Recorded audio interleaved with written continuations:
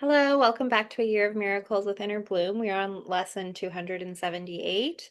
The declaration for today is, for a second, it looked like Sammy was drinking a candle. Your drink looked like a candle. I was like, what's going on there? That's the way she was holding it. Anyway, that was funny. I was like, my brain went, what is going on over there? It's a beautiful yellow drink with writing on it. Um, Just me casually drinking fire. um, okay, so that I got distracted by that and then something popped up on my screen. So let's refresh and restart, you guys. Lesson 278, I am bound, my father. If I am bound, my father is not free. So there, I always say this, there's a few layers to this, but there are always multiple layers to everything, right? Um, First of all, there's kind of a logic aspect to it. So it's like if we choose to believe that we are bound, if we choose to believe that we have limits, if we choose to believe that like we are trapped, if we choose to believe any of those stories, there's lots of different stories. I'm trapped in this body, I'm trapped on Earth, which is a prison planet. I'm trapped or like I'm trapped by limitations, I'm trapped by being a human, I'm trapped by the limitations of my mind, etc., etc., and we are one with God, then what we are saying is that God is limited. We are saying is God is trapped. We are saying is God is not free. And we all know, like whether part, even if like part of our mind goes, well, what if God is actually limited? I know I have that kind of brain too, where I'm like, well, what if? But there's deep in our heart, deep in our soul, we know. We all seek some form of God because we know that God is this eternal, infinite, omnipresent, omnipotent. I don't know how to pronounce the word properly, even though I know them very well. But like everywhere, all at once, everywhere, everything, everywhere, all at once. And we know that. We know that at a deeper knowing than our mind. We know that our very heart and soul knows that, whatever it is, whether it's the God from the Bible or like your higher self or source or the universe, we know that.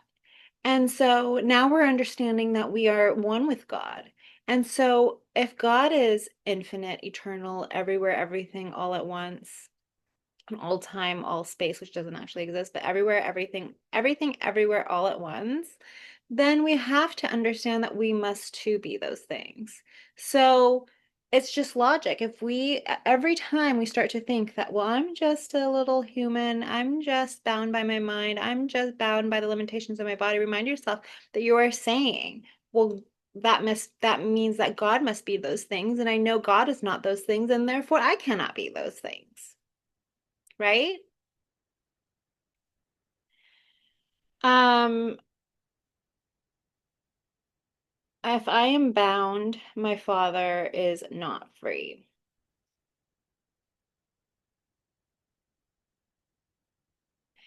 The other layer, which is what's more presented in A Course of Miracles, is um no, actually that fits in exactly what I said. Ah, it's that when we if I am bound in any way, I do not know my Father or myself, capital S, that which, our true self, that which is one with God, that which is one with Source. So when we are believing, Sammy and I talk about, we use the analogy of like, you cannot worship two masters, you cannot have one foot in and one foot out in different ways, right? We apply it to different meanings.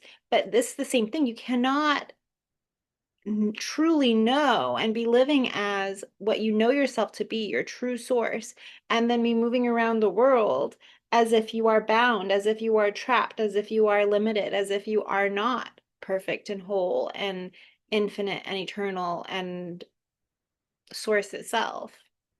And when you are doing that, you are not in the state of knowing God, knowing source, and knowing your true self.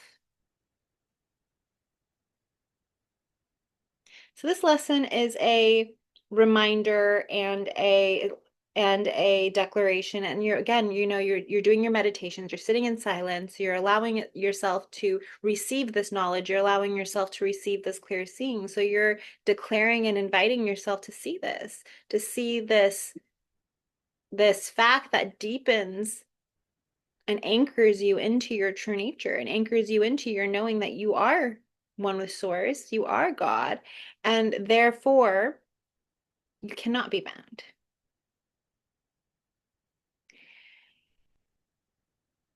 um I don't know why it's coming up now, but it is, so I'll say it. When we say you are God, when we say you are source, you are God, I am source, what happens more, it happens to everyone. It happens, I would say it happens, unless for the very few people who have some sort of like miraculous awakening where everything just like completely collapses. It happens, the ego likes to take on that concept and say, oh, I am God, I, Karina, am God, I, Sammy, am God. But it's not that, because those are made up identities, made up characters, a made up ego. And when it takes on the identity of God, it tries to create through limitation. It tries to create through contraction. It tries to create through fear, competition, grievances. We talked about grievances, all those things that the ego games that it loves to play. What you get to understand is that when we say, I am God, you are God, it is that which is aware, that which is aware of the identities that you may have taken on, that which is aware of this body that you experience, that which is aware of everything that arises with, prior to meaning, prior to giving it conceptual meaning, conceptual information. And that, and I call it infinite consciousness. You can call it God, you can call it source, you can call it infinite awareness, whatever you call it, it doesn't matter.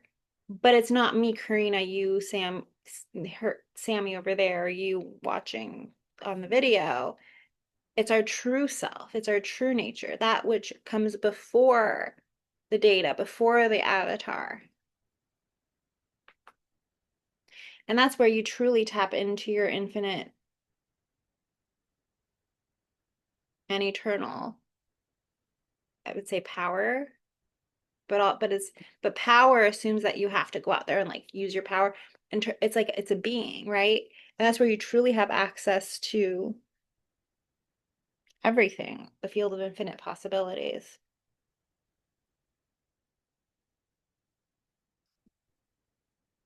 um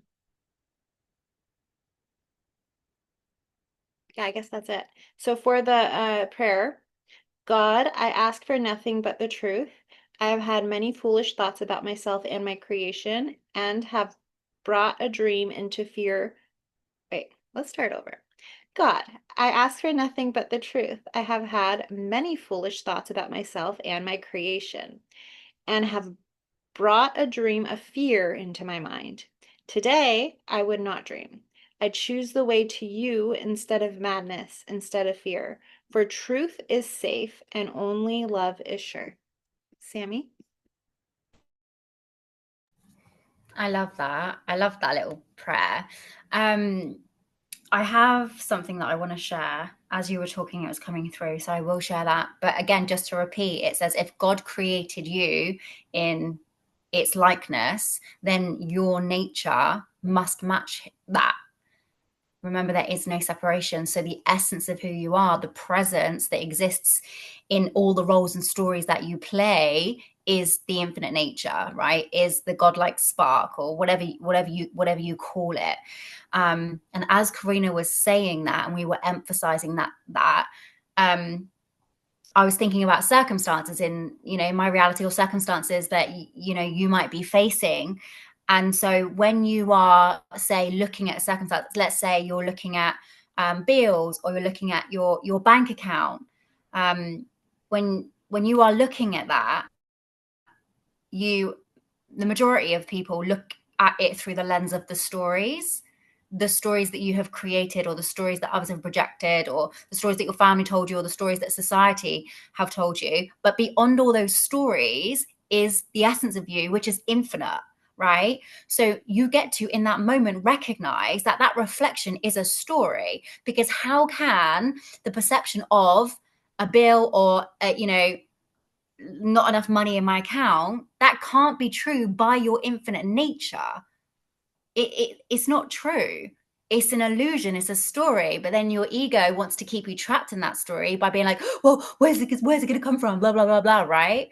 And you're then on the hamster wheel. But if you just paused and breathed and remember that the presence and essence of who you really are lives beyond those stories, when you peel back all the layers of the stories, and by that very nature is infinite, that's when your whole world starts to transform, because you become a match to the infinite. You're no longer creating your reality through stories, you're creating your reality through the infinite. And like when you were talking, I was like, this was all coming through, and I was like, it just makes you realize how many stories we all live in, when actually we could just drop them, like Karina talks about. Let go of the hot coals, right? You could literally use this for anything that feels like a limitation. Well, I know the essence of God is infinite. And here's the thing, I said this in the group the other day that I'm a host for, because I started to challenge the very nature of infinity. And I was like, well, how do we know that the nature of reality is infinite? Well, if you look at it from a mathematical point of view, numbers just add and add and add. They keep on growing and growing and growing and growing and growing. They don't stop, which implies, I mean, it's still a limited perspective based on numbers, but even that, right, still implies that it's just infinite. It just keeps on going. There's more and more and more and more and more. There's always more. But we're born into the illusion of separation. We're born into the illusion of lack, which makes us forget of that infinite nature. And there's a section here that I want to read. It says, it's like Jesus multiplying the loaves and fishes. He never asked, can I afford to? He knew that infinite is present, therefore supply is present. He didn't see it through the lens of lack. He saw it through the lens of plenty. He saw it through the lens of more. He saw it through the lens of the infinite. Right? And here's the thing, I have to share this with you, because it's so, this is the thing, when you start tapping into the nature of infinity, your mind is just like blown away. Did I say this before, actually, about competitions? Have I shared this? Okay, so if you think about the lottery, or when you enter a competition, you can win a house or you can win a car. Here's the thing, most people look at those competitions through the lens of lack. Well, I want to be the one to win that, and if I win that, that means nobody else can win it. Here's the thing that I realized the other day. Well, if our nature is infinite, then everybody that believes they are going to win will win, and nobody takes away from anyone, because in their timeline they will win. And in, for example, if I believe that, my timeline I will win. It doesn't mean that I'm the only person to win the house, because the very nature of infinity means there's, like Jesus did with the loaves, there's infinite houses for infinite people to win if they are aligned with it. This to me blew my mind. Can you see how even things like that, people play them based on the illusion of lack and limitation? Whereas I was like, hang on a minute, then it's not just one person winning a house. Because if there's infinite people, infinite versions of people, and infinite timelines, then there's infinite houses too, or infinite people that win the lottery. How powerful is that? And this is like, just this awareness is so transformative, because imagine, like Jesus did, imagine the good you can do for yourself in the world when you start seeing life through the lens of the infinite. This is why they say you don't have to change the world by changing anything outside of you. You change the world by changing yourself, by connecting to the true nature of who you really are, and seeing that there is more and plenty for all, because the very fabric of reality is infinite. So again, this lesson just emphasizes our godlike nature. It's really powerful. And so nobody has to go without. Nobody is taking away from another. because there's always more. So yeah, that's it for me on this one. Yeah, Sammy just gave you a really like a bit of gold, a really powerful thing. And she's right. That is how it is. We like to think that there's an objective reality that we're all moving through. And this strays from the lesson. It's just a matter of like manifestation and creation. But um we like to think of an objective reality that we're moving through. And in reality, in actuality, as we've learned in A Course in Miracle, the way that we experience reality is based on our perception and our mind and the meaning that we give it, right? And so in reality, we all just have our, it's a kind of like, not like, this isn't, don't take this as like 100% truth, but this is a frame in which to talk about it so the mind can grasp it. Everything is, right? Everything's a story in the end. But it's like we all live in our own little private universes that kind of intersect. So my little private universe is intersecting with, Sammy's little private universe that she's creating and imagining because we're having this mutual experience. But even that we perceive differently. Even that will, if we walk away and describe it, we'll describe it completely differently, even if 99% of the things match in our description.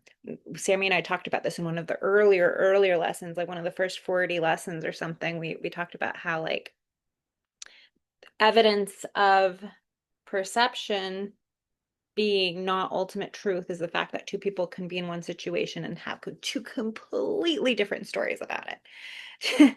um, but yeah, so that is exactly, if you approach everything from what Sammy just told you about like apply that lottery or that competition to everything, then nothing is unavailable to you. I see a lot of people talk about manifestation from this place of like yeah, well, if I desire that house, what's going to happen to that person already living in the house? You can never take anything from anyone. It's all you, and doesn't mean go around like stealing or anything like that. Like remember, we intention matters. But but if you say I want to there's you see your dream house and I want to manifest that house in your reality because you're creating it all. It's all you, right? Things will unfold in a way that's to the highest good of all in that reality. And who knows what's happening in that point of consciousness with the other person? That's their reality that they're creating, just like Sammy said. Um, so you can apply it to anything, especially business. I use that in business all the time. It's kind of like whenever I start getting into like, oh, well, that person's already the authority of this industry or whatever, right? These kind of things that can pop up from the human mind is I get to remind myself that like there's all timelines are available to us. And there's a timeline where I get to be whatever or have whatever I'm thinking or dreaming of.